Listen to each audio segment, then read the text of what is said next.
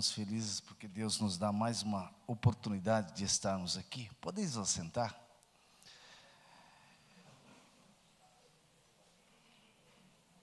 Deixa eu dar uma olhada para ver quem são os que estão aqui, né? Ok. Já fiz um raio-x aí da clientela. Estamos felizes porque Deus realmente nos dá essa oportunidade. Abriu aqui.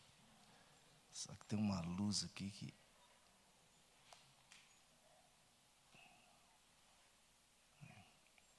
Meus irmãos, como o pastor Alceu já passou, nós vamos estudar nesta manhã um tema que, na realidade, não se... Aliás, se não é na escola bíblica dominical, em outro lugar, dentro da igreja, nos meus anos de igreja, eu não tenho ouvido um tempo específico para que se falasse sobre o tema. Eu acho que deve atingir muita gente, né? Daí eles, né? O ser humano já dá uma resumida para não falar muito sobre o mentiroso. E nesta manhã, então nós vamos falar do que a igreja de Jerusalém, como ela se comportava. Mas antes de adentrar, eu quero ler 2 textos aqui com os irmãos que diz o seguinte. Tito, capítulo 1, versículo 2, que diz assim: em esperança da vida eterna, a qual Deus, que não pode mentir, prometeu antes dos tempos dos séculos. Tito 1 e 2, ele ressalta aí que a mentira não faz parte, portanto, da natureza divina. Para Deus, uma das coisas mais repugnantes é a mentira. Dela advém a falsidade, a hipocrisia, a bajulação, pecados que estão distribuídos ao longo da Bíblia. E a mentira é reprovável entre os cristãos, porque mina a confiança, exalta a artimanha e exige que o rol se amplie com a conivência, e devemos repudiá-la, mesmo nos termos em que nós vamos estudar, que é da igreja em Jerusalém. Então, como eu disse aos irmãos, é um tema pouco falado.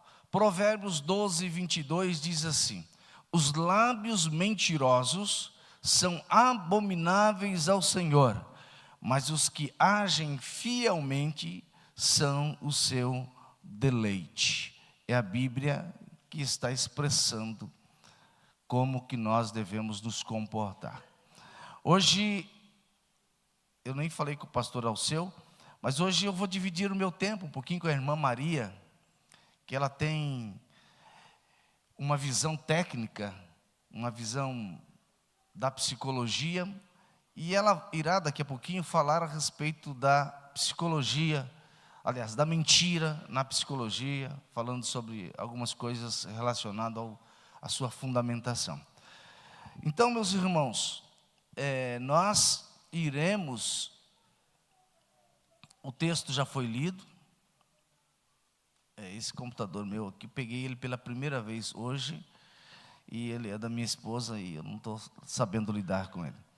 Mas hoje nós vamos então pesquisar, ver aonde que nós estamos inseridos dentro desse contexto.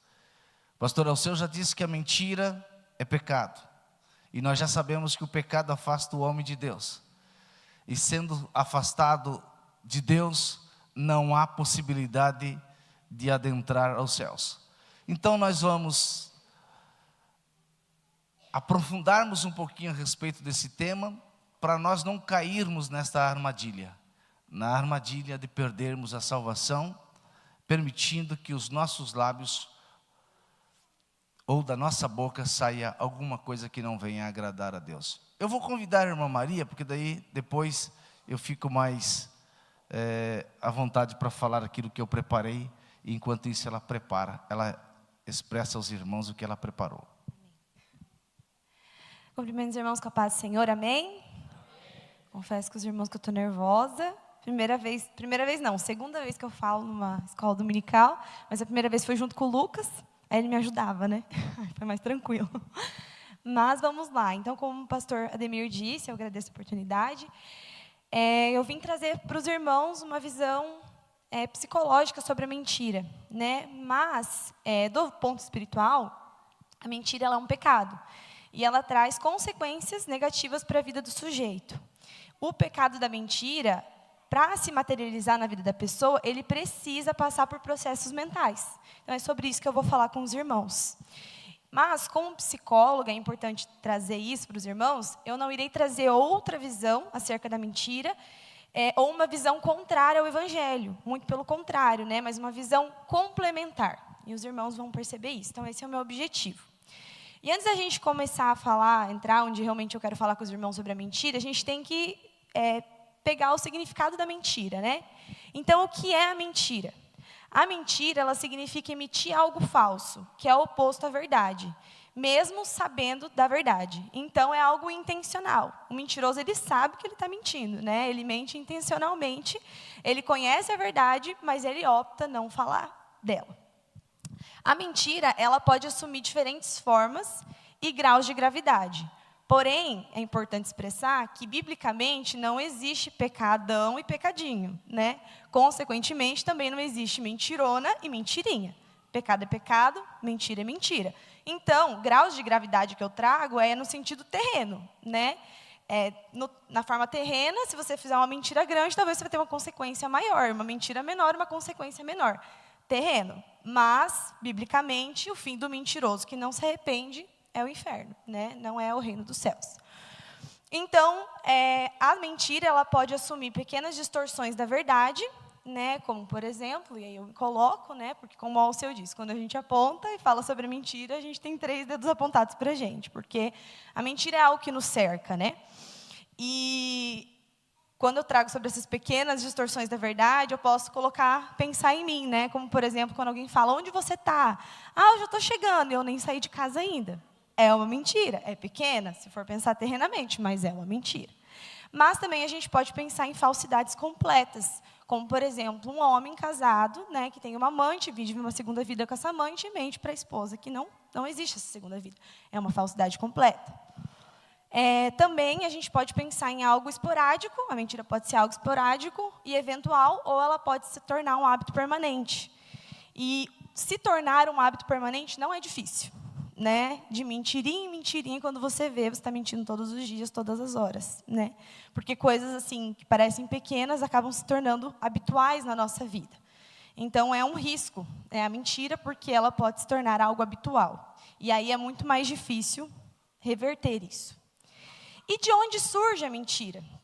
A mentira, ela é, na verdade, um comportamento social.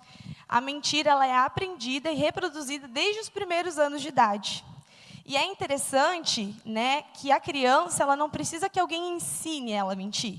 Que alguém chegue nela e fale assim, filha, você tem que fazer assim, assim, assim, né, ensinando ela a mentir. Não, a criança ela aprende a mentir por observação. Pode ser uma casa onde os pais mentem, então ela vê que os pais mentem porque aquilo traz algo positivo, né, na visão dela, e aí ela utiliza da mentira para se beneficiar por algo, né? Ou pode ser que ela perceba que, ao mentir, isso traz algo bom, né? Ou, por exemplo, assim, ela sabe que ela fez alguma coisa e aquilo vai trazer algo negativo, né? Então, ela não quer que algo negativo aconteça. Então, ela mente. Às vezes, ela nem sabe que se chama mentira, que é a mentira, mas é porque ela não quer aquela consequência negativa, né?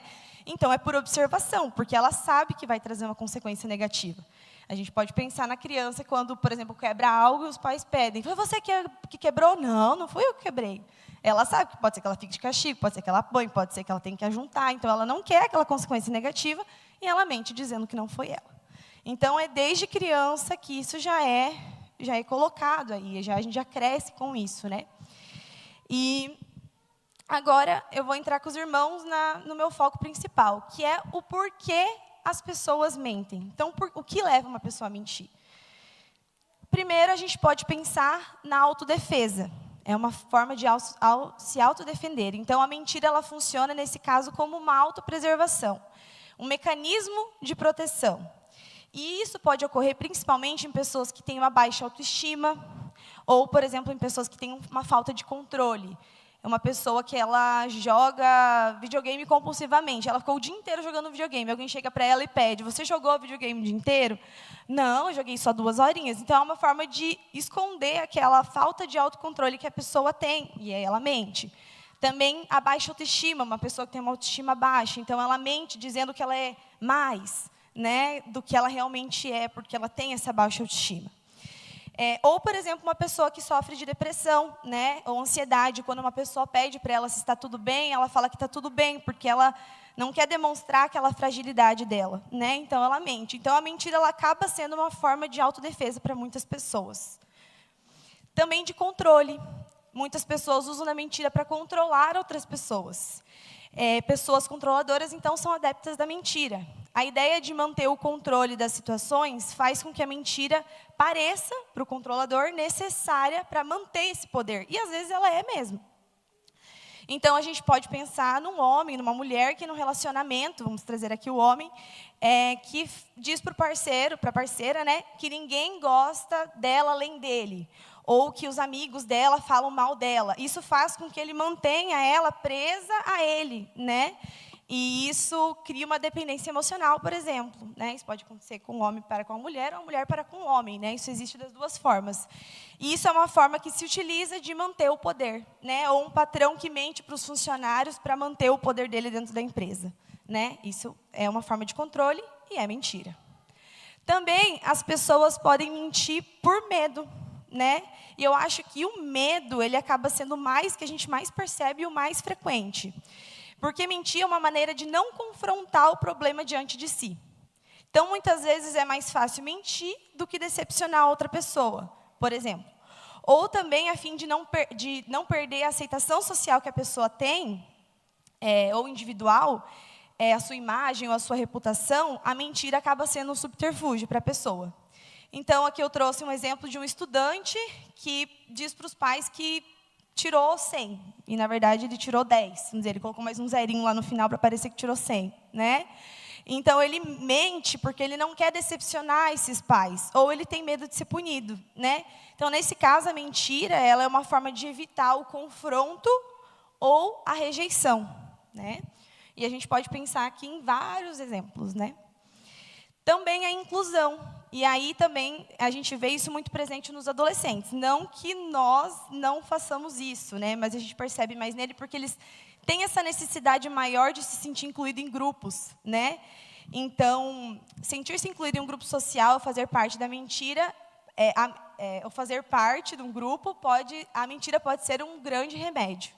Então, por exemplo, um adolescente que diz que gosta de determinada música ou determinada série, porque os outros amigos também gostam. Então, é uma forma dele se incluir nesse grupo. Né? Então, ele finge compartilhar interesses para ser aceito. Novamente, disse sobre os adolescentes, mas isso também a gente pode fazer tranquilamente.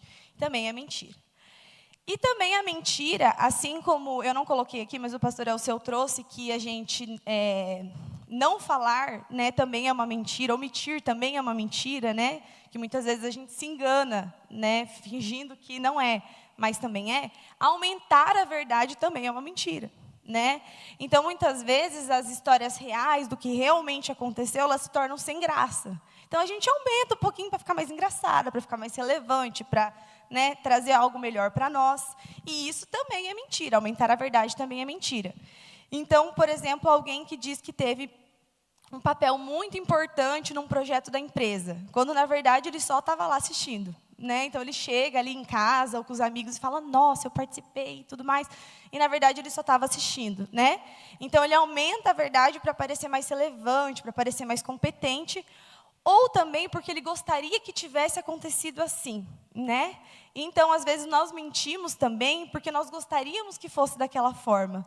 Então, a gente mente para nós mesmos, muitas vezes. Nós nos enganamos mentindo. Né? Então, eu gostaria que determinada coisa fosse de determinado jeito, e para quem eu posso mentir sobre isso, então eu minto. Para ser aquilo, tentar ser aquilo que, na verdade, eu não sou. né? Então, esses são alguns porquês do porquê as pessoas mentem.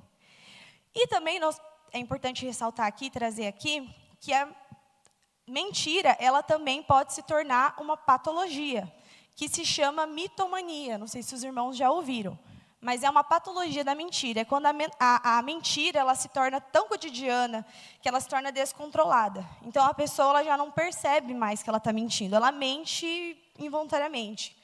Então, isso se torna muito presente na pessoa e se torna um distúrbio. A pessoa mente compulsivamente e sem necessariamente ter um retorno para ela, algo positivo.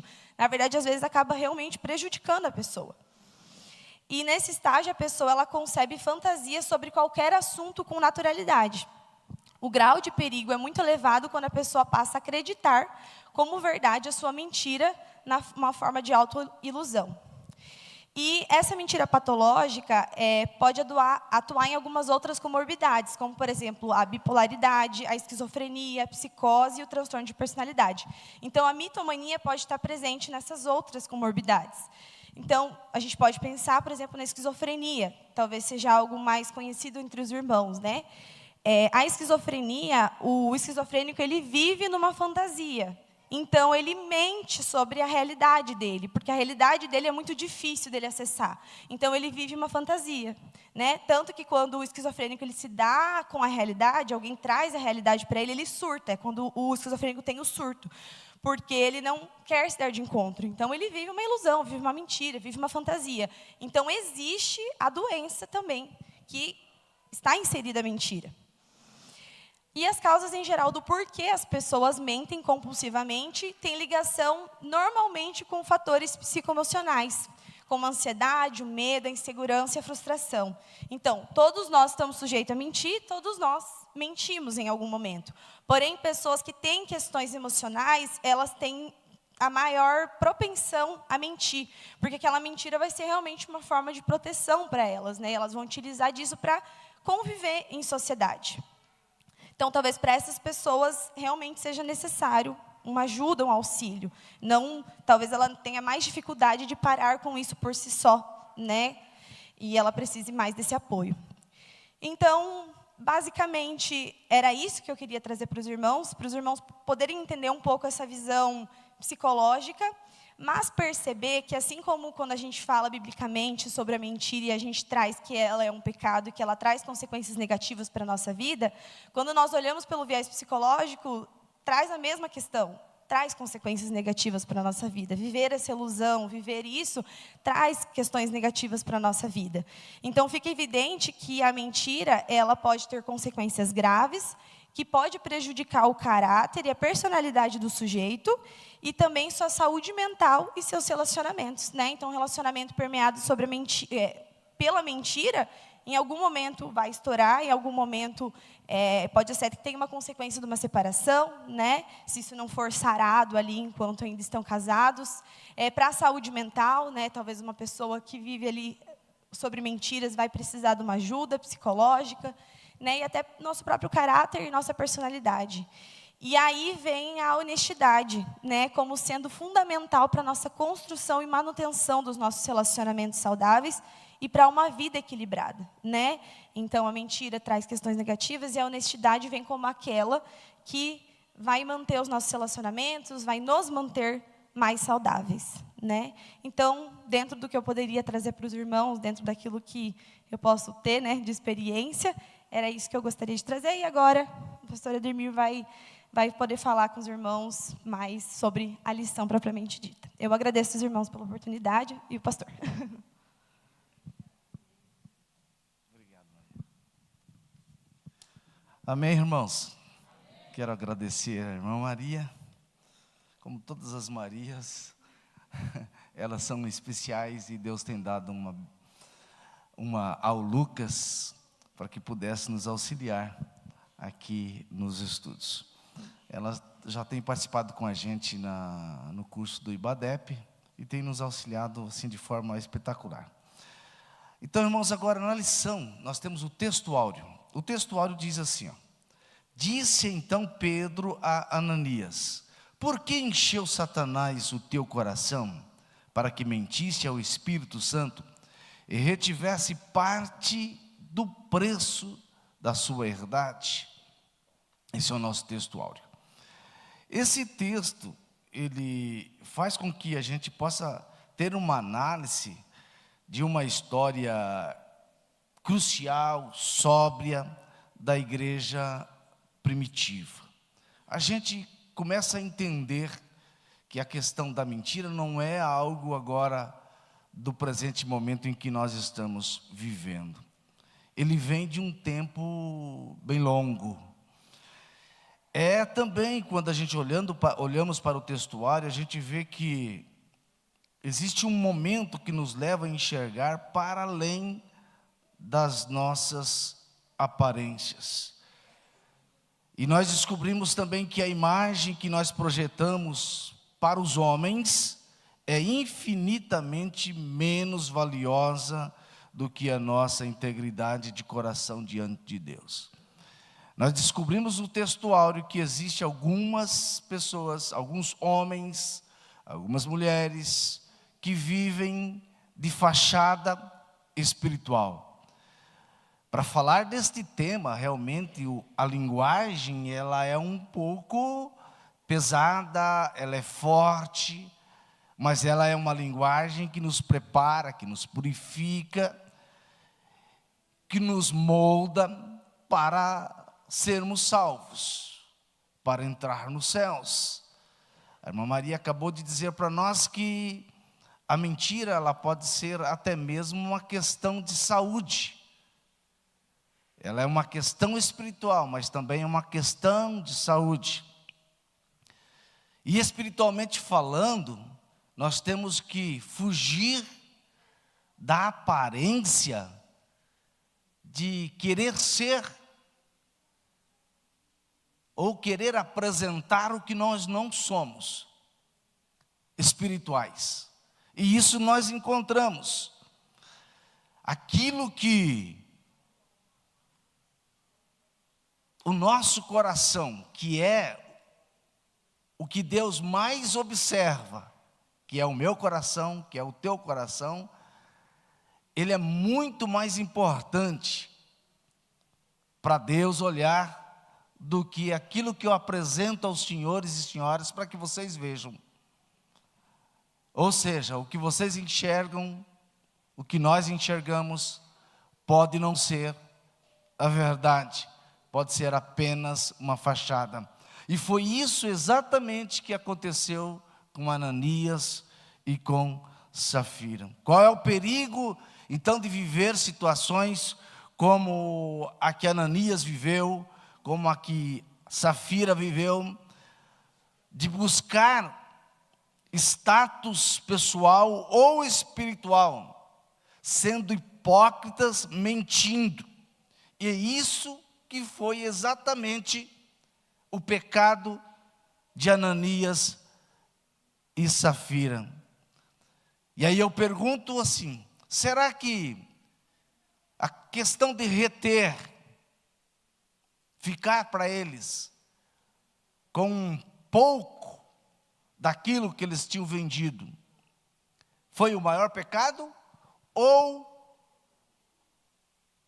a decepção de mentir, de viver uma fachada, de querer ter para si algo que não se recebe de outro, mas se recebe de Deus? Qual é o perigo, então, que nós enfrentamos? De nós decepcionarmos a igreja em si e decepcionarmos a Deus. Então Ananias possui uma liberdade para fazer o que desejasse. No entanto, ele escolheu mentir.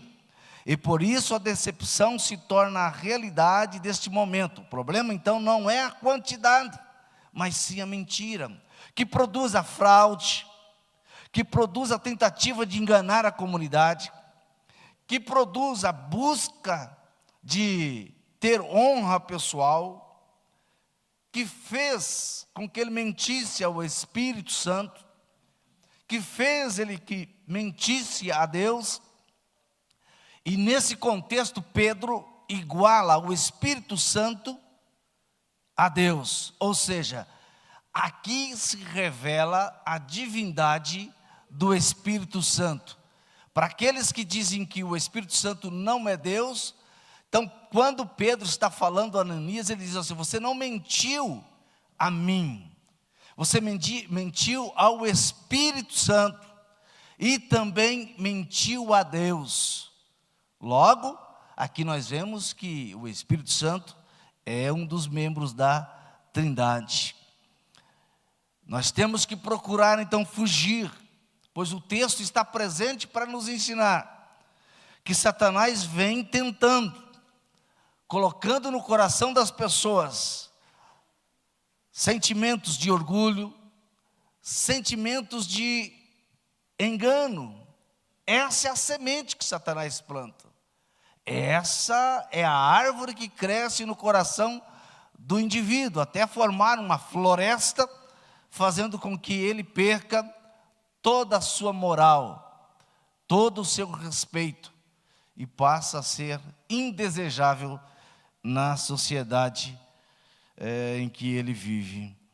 Mesmo assim existe a responsabilidade humana, como diz no versículo 4 do texto em que foi lido. Olha, apesar de Satanás estar implantando a semente do orgulho, apesar de Satanás estar mostrando para você algumas situações em que você possa enganar e tirar proveito, você tem também a responsabilidade. Ou seja, nós temos o livre-arbítrio de escolha, mentir ou falar a verdade.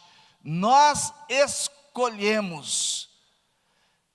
E como nós temos hoje o Espírito Santo, eu vou dizer que fica mais fácil, porque o Espírito Santo constantemente está presente na nossa vida, iluminando o caminho que nós devemos andar. Ou é o caminho da verdade, ou é o caminho da mentira. Eu vou escolher o caminho no qual eu vou seguir. Apesar da semente que Satanás planta, eu posso escolher enganar ou não enganar. A verdade prática, como toda forma de engano, a mentira é pecado. Devemos, pois, andar sempre à luz da verdade. Nós sempre andaremos à luz da verdade. Quando Jesus falou sobre a verdade, ele não estava falando sobre os pensamentos humanos, ou sobre o relativismo dos homens, nem sobre a verdade dos grandes filósofos. Ele não estava falando sobre aquilo que nós colhemos da plantação satânica, mas ele falava da verdade de Deus, que é a sua palavra, a qual transmite firmeza, fidelidade, verdade, certeza e credibilidade. Ele não falava de uma verdade relativa que as pessoas acolheriam, não. Jesus definiu a verdade como um fato revelado e eterno. A palavra de Deus é a verdade. Ele disse, independentemente do fato de crermos ou não, de aceitarmos ou não, ou até mesmo de obedecermos, de até contestar, a verdade sempre será verdade. Jesus mostra neste versículo que a verdade pode ser conhecida, pode ser aprendida, e que não é algo inatingível. Ele diz, e conhecereis a verdade, e a verdade te libertará, e a verdade vos libertará. Então é possível conhecer a verdade. E esse termo na Bíblia Sagrada traz a ideia de conhecer empiricamente. Ou seja, não é simplesmente saber que existe a verdade, mas assim é praticar a verdade, é trazer para dentro de si a verdade. É como tomar um copo de água e você sentir a água passando pela sua garganta, e aquela água bem gelada que alguns gostam, que desce até o estômago, que chega a gelar o estômago internamente. A verdade deve ser assim para nós. E é essa verdade que Jesus fala. Porque nesse aspecto, a Bíblia diz que nós somos templo do Espírito Santo. E o Espírito Santo, como Deus, ele é a verdade. Então eu tenho que ter a verdade dentro de mim. E eu aprendo isso. Nós temos que saber discriminar, distinguir aquilo que o mundo nos oferece, aquilo que os homens nos oferecem, aquilo que os falsos mestres nos apresentam, para que a verdade se sobressaia em nossa vida. Então, nós sabemos que, por experiência, reconhecendo a verdade, nós conseguimos confessar que a palavra de Deus realmente nos liberta. O mentiroso é um problema muito sério, é um vício, ele vicia. Na introdução da lição, nós vemos algumas situações que diz o seguinte, deixa eu ver as horas, 9h43, que na vida cristã, a verdade deve possuir valores, e valores que sejam inegociáveis. Ninguém pode comprar aquilo que nós adquirimos dos céus. A história de Ananias e Safira, dentro da comunidade de Jerusalém, revela a seriedade do compromisso com a honestidade diante de Deus e da igreja. Movido pela cobiça, pela busca do reconhecimento, tentaram enganar os apóstolos, mas foram desmascarados e sofreram o juízo imediato. Esta lição nos ensina que a mentira não apenas compromete nosso caráter, mas também fere a santidade da igreja. A justiça divina se manifesta para preservar a pureza do povo de Deus, destacando a necessidade de temor, integridade e de sinceridade na caminhada cristã. Integridade é o que nós precisamos mostrar ao mundo aí fora. Mostrar que nós somos a diferença. E que aquilo que adquirimos em Cristo Jesus, valores como que a verdade, a justiça, a santidade e o amor de Deus, são inegociáveis. Nós não negociamos a verdade. Por mais glamour que se apresente a mentira, a verdade tem que se sobressair. Por mais que aquilo que é injusto prometa para nós alguns degraus a mais na escada deste mundo, o que prevalece é a justiça de Deus. Por maior que seja o engano apresentado pelo mundo para corromper o homem, o amor de Deus, o amor que temos a Deus, ainda é o que nos distingue daqueles que estão a caminhos largos para o inferno. Então esses valores, a verdade, a justiça, a santidade e o amor, que são inegociáveis, são pilares da vida cristã e da sociedade. Sem eles, não há como ter dignidade, não há como ter honra e não há como ter ética ou moral. Um mentiroso, ele é rejeitado. O mentiroso não possui dignidade. É forte essas palavras. O mentiroso, ele não possui honra.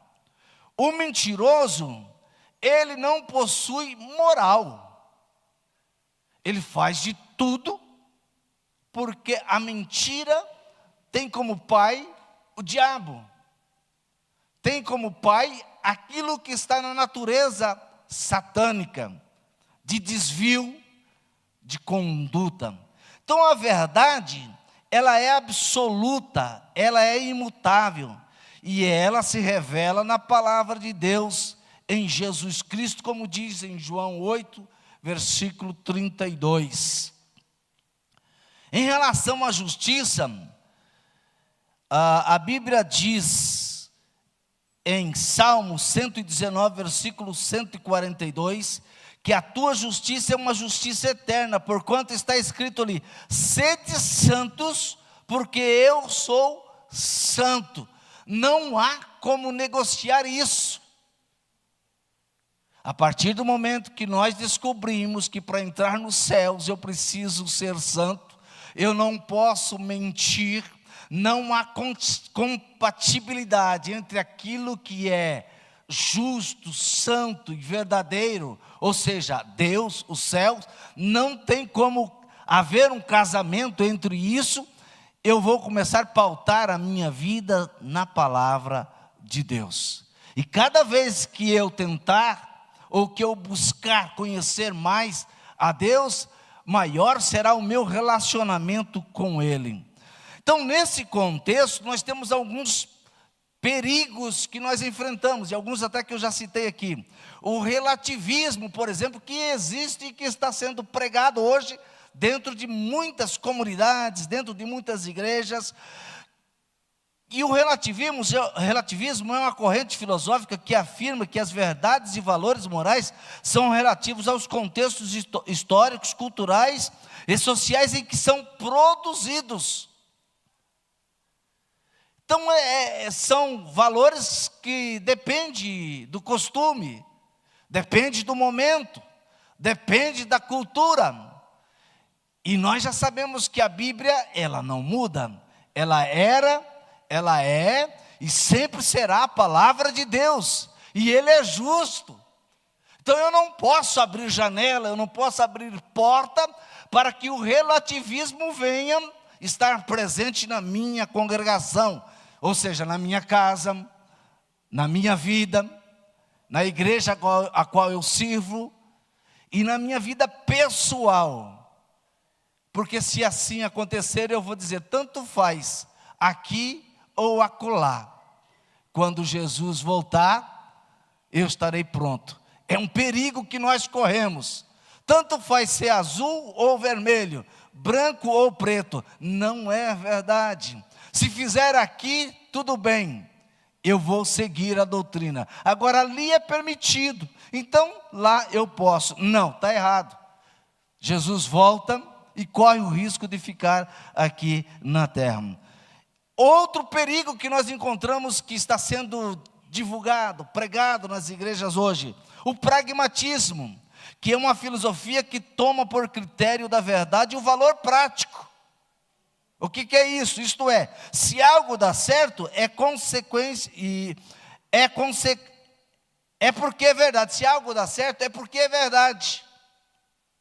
Não se pensa mais sobre o assunto e pronto, ponto final. Deu certo aqui? Tá bom, eu não preciso mais correr atrás de nada. Ok, tá tudo bem. E não é verdade. A palavra de Deus, ela não diz isso. Reduz tudo a um resultado imediato. Ele só vê as consequências imediatas. Por exemplo, vamos despejar nossos produtos aqui no rio. Por quê? Porque assim enviamos o problema para longe. É varrer para debaixo da mesa, para debaixo da cama, os problemas. E aí eu corro o risco. O pragmatismo diz isso. Eu resolvo o problema escondendo do povo. Eu resolvo a situação omitindo. Eu resolvo o problema mentindo. Eu resolvo o problema não deixando as pessoas conhecer o fato. Não levando eles à cena do crime. Não deixando eles conhecer a área onde aconteceu o fato. Então eu resolvo o problema e tá bom. Pragmatismo, está errado. É pecado, leva a mentira. Nós não podemos adentrar por este caminho. O sincretismo, a mistura de tudo. O sincretismo é uma mistura de crenças e práticas religiosas, onde não se fala mais na graça de Deus. Hoje vende-se a bênção de Deus, vende-se de tudo, de lenço ungido a tijolo espiritual, de água com sal dentro, água saborizada.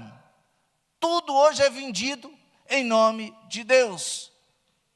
Hoje se bate tambor dentro de algumas igrejas, de dentro de alguns templos, como se bate num terreiro de macumba. É o sincretismo. Hoje se dança, se pula como se pula numa danceteria. Aonde? Dentro das igrejas. Graças a Deus, no Paraná e em Toledo não existe isso, como disse o pastor há poucos dias atrás. Mas este perigo existe, que é o perigo do sincretismo. E conhecereis a verdade vos libertará do relativismo, do sincretismo e do pragmatismo. Nós temos que apresentar tudo para Deus, com excelência e com a excelência da verdade. A lição para nós é que Deus não tem prazer no trabalho que a gente faz, que seja o trabalho da mistura. O trabalho, tanto faz se sair bem ou não, se vão gostar ou não. Deus quer que nós apresentamos a Ele algo que seja proveitoso, tanto aqui na terra, quanto nos céus. Por isso eu não posso fazer nada em troca de receber algo aqui na terra. O diabo é o pai da mentira. E como pai, hoje, ele não recebe os parabéns pelo Dia dos Pais.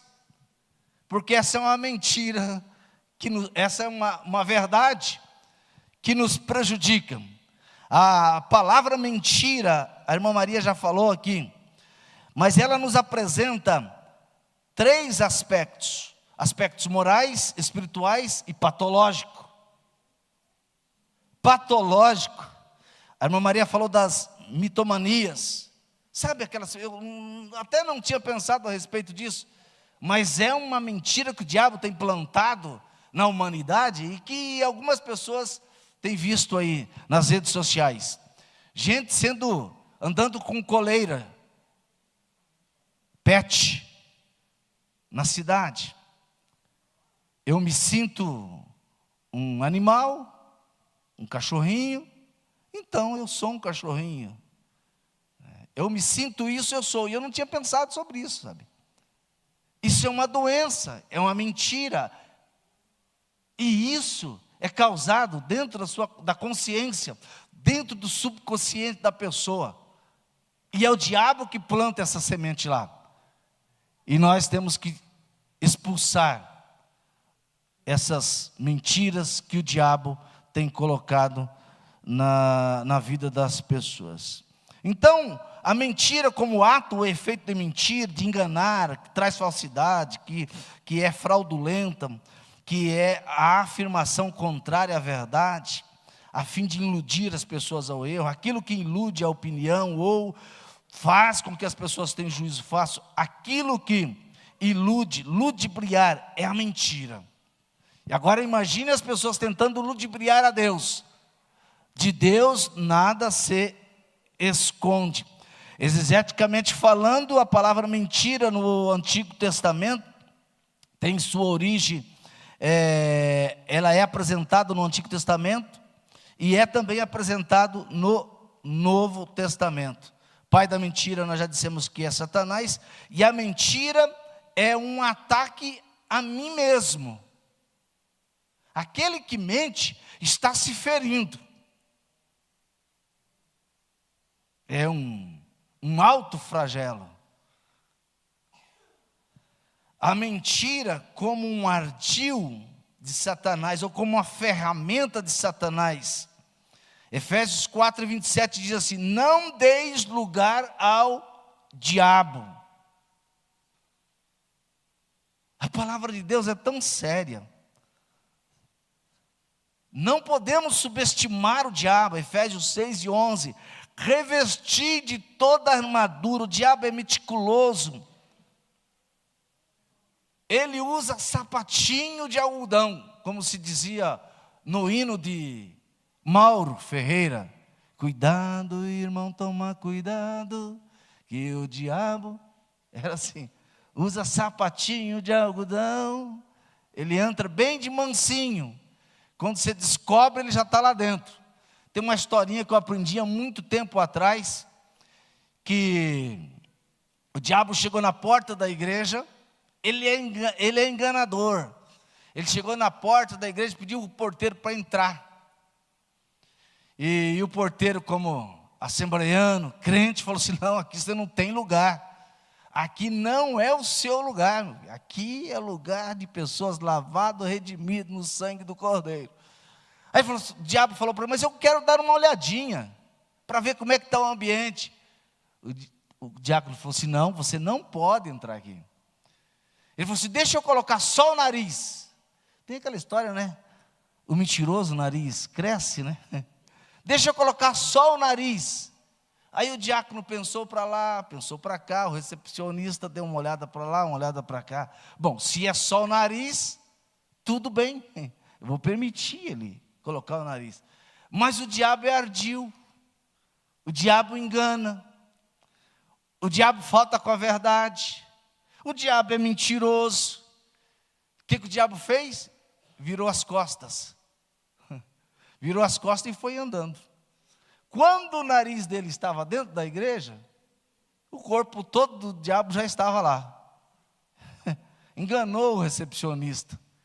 Enganou o porteiro. Ele é ardil. Ele é mentiroso. Eu não quero perder os céus por dar lugar ao capeta, por colocar o seu nariz na minha vida. Ele está repreendido em nome de Jesus nas nossas vidas. Não há espaço para ele. O mentiroso destrói a si mesmo antes de atingir o próximo. Ele não vai. Quando ele descobrir, ele já está destruído. Perde a sua credibilidade, seu nome, a sua alma, antes de prejudicar os outros. Os mentirosos não entram para o rol daqueles que são coroados de respeito e dignidade. Por isso que eu digo que falar às vezes de mentiroso aqui nesse ambiente não é muito fácil. Os mentirosos são abomináveis na terra, não herdam os céus. Os mentirosos matam sua sede. Prestem bastante atenção em isso. Os mentirosos matam sua sede com o seu próprio vômito. O mentiroso da sua própria plantação maligna sobrevivem. Produzem com sua língua peçonhenta sua malignidade. Sua sepultura é cavado por si mesmo, pois tropeçará nas suas próprias palavras. Por quê? Porque é da natureza do diabo mentir e fazer mentir. Nunca mudará, ele sempre será a mesma coisa. O que nós precisamos aprender? Nós precisamos aprender o seguinte: a irmã Maria disse aqui, que a criança, ela aprende mentir observando. Então nós, adultos, não podemos ser mentirosos. Porque mentir uma vez, vai mentir outra. Mentir uma vez, vai surgir uma outra oportunidade de mentir. Então, quando nós olhamos para o crente, nós descobrimos pela Bíblia que realmente o maior problema do mentiroso não é apenas a questão de um mau caráter ou uma doença que, se reconhecida, pode ser tratada, mas é um envolvimento com o pai da mentira, que é descrito em João capítulo 8, versículo 44. Vós tendes por pai ao diabo e quereis satisfazer os desejos de vosso pai. Ele foi homicida desde o princípio e não se firmou na verdade, porque não há verdade nele. Quando ele profere mentira, fala do que lhe é próprio, porque é mentiroso e pai da mentira. Então o mentiroso não tem um relacionamento com Deus. O mentiroso não tem um relacionamento com o Espírito Santo. O mentiroso tem um relacionamento e aí é forte. O mentiroso tem um relacionamento, e daí um relacionamento espiritual com o diabo, com o pai da mentira. Então nós temos a opção de escolha. Eu posso mentir ou eu posso falar a verdade. Embora as pessoas acreditem em Deus, ainda continuam a cometer erros e machucar os outros. Toda mentira tem consequências. Foi assim que aconteceu com Ananias. Foi assim que aconteceu com Safira. Toda mentira, ela se apresenta na escuridão, enganando a mente do ser humano, fazendo-o acreditar que suas mentiras não são tão grandes, que são mentiras ditas sem intenção de enganar. Além disso, Deus não está preocupado com quem engana, ou com as mentiras que são proferidas, pois são ditas muitas vezes até para evitar um mal maior. Mas não adianta nos enganarmos, mesmo assim sem intenção de não fazer o mal. São mentiras, e toda mentira tem uma raiz negativa, psicológica e espiritual. Para Deus não tem mentirinhas, pecadinho, pecado e pecadão. Independente do seu tamanho, tem sempre consequências. Sempre consequências. A igreja que repele a mentira é uma igreja que possui razões para fazer isso. Por quê? Porque faz parte integrante dos mandamentos do Senhor a proibição de mentir. Não dirás falso testemunho contra o teu próximo. Não furteis, não mentireis, nem usareis de falsidade. Cada um com o seu próximo. Levítico 19:11. O justo não pode compactuar com ela. O castigo virá sobre os que proferem mentira. Provérbios 19:9. Deus destruirá o mentiroso. Salmos 5:6. A mentira traz dias maus, porque quem quer amar a vida e ver os dias bons, refreia a sua língua do mal, e os seus lábios não falem engano. Aparte-se do mal e faça o bem. Busque a paz e siga. 1 Pedro 3:10 e 11. Existem razões para nós repelir a mentira. Existem razões para nós não desejarmos viver no mundo da mentira. Uma igreja temente. Lucas destaca que os fatos ocorridos com Ananias e Safira trouxeram um grande temor dentro e fora da igreja.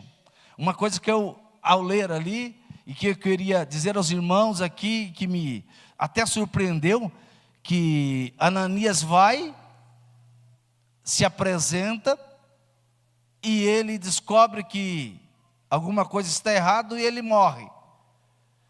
3 horas depois, algumas horas depois, vem a esposa. E quando ela chega, o seu esposo não está mais presente. E pelo que a gente entendeu, ele já estava sepultado, não teve nem velório. E aí eu estava pensando, mas se isso a mentira é exatamente assim. Quando você pensar, já destruiu tudo, não teve velório, nem o cheiro. Porque o sangue de Cristo é que nos purifica e que nos lava da mentira. É muito perigosa essa questão. E eu já estou partindo para o encerramento. Uma igreja forte é a igreja que não permite que a mentira esteja presente dentro dela. E aqui a gente teria vários comunicados a fazer aos irmãos a respeito daqueles movimentos que permitem que a mentira esteja presente. Não só entre a congregação, mas dentro das quatro paredes, dentro do ministério, dentro de tudo que cerca uma congregação. Mas após o Pentecoste, a igreja, e especialmente a igreja de Jerusalém, tornou-se forte e atuante. Uma igreja que estava preocupada com o bem-estar de todos. Uma igreja em que ajudava um ao outro. A Bíblia diz que faziam parte com todos e que não haviam entre eles necessitados algum. Todos olhavam um para o outro para descobrir se alguma coisa estava ali faltando. O amor estava presente. Para concluir, é possível um crente pecar e se acostumar com os pecados sem se arrepender? Contudo, há uma coisa certa, não é possível escapar do juízo divino. Esta lição, então, ela nos dá um desafio de viver em santidade e rejeitar toda forma de engano, um desafio de fazer com que a mentira seja expurgada dentro de nós. Por menor que pareça, é um desvio da verdade de Deus e pode comprometer nossa comunhão com Ele. Que possamos, meus irmãos, examinar nossos corações e nossas motivações constantemente, buscar ser luz em um mundo cheio de enganos, luz num mundo que a injustiça está sempre presente, mas nós sabemos que Deus é santo, e Ele exige que o seu povo viva em verdade e em transparência, ou seja, e em santidade. Que as nossas vidas, meus irmãos, sejam um reflexo da santidade de Deus, para que possamos glorificá-lo e em tudo que fazemos, sejamos espelho da glória de Deus aqui nesta terra. Não adianta, irmãos, eu vir à igreja todos os dias, não adianta eu estar presente aqui, não adianta eu querer dizimar, ofertar, fazer de tudo, mas se eu permitir que alguma coisinha, que uma manchinha, por menor que seja, se apresente na minha vida, se Jesus voltar, eu corro o risco de ficar nessa terra. Amar a Deus sobre todas as coisas, amar o próximo como a si mesmo, expurgar a mentira da nossa vida e fazer com que o Espírito Santo se alegre conosco e fazer com que eu tenha comunhão com os céus e os céus tenham comunhão comigo. E não buscarmos, aqui uma palavra final, e não buscarmos tirarmos proveito daquilo que fazemos enquanto estivermos trabalhando para Deus. Nós temos que ter a consciência que servir ao Senhor faz parte da nossa preparação para irmos para o céu. E que servir ao Senhor já é um dos galardões que nós possuímos aqui na terra. E que nós não venhamos negociar os valores que o Senhor tem deixado registrado na Bíblia Sagrada, como verdade, como justiça e como seu amor. E que essas verdades, atributos de Deus, possam estar presentes nas nossas vidas. Muito obrigado aos irmãos, pastor Alceu, muito obrigado por esta oportunidade, que Deus os abençoe. Obrigado à irmã Maria pela participação também aqui com a gente. Espero, se Jesus não voltar, vos encontrar em uma outra oportunidade, e que se Ele voltar, a minha oração nesta oportunidade é que todos, mas todos, sejam purificados e que tenham, é forte, e que tenham, é forte, e que tenham uma língua purificada pelo Espírito de Deus. Deus os abençoe em Cristo Jesus.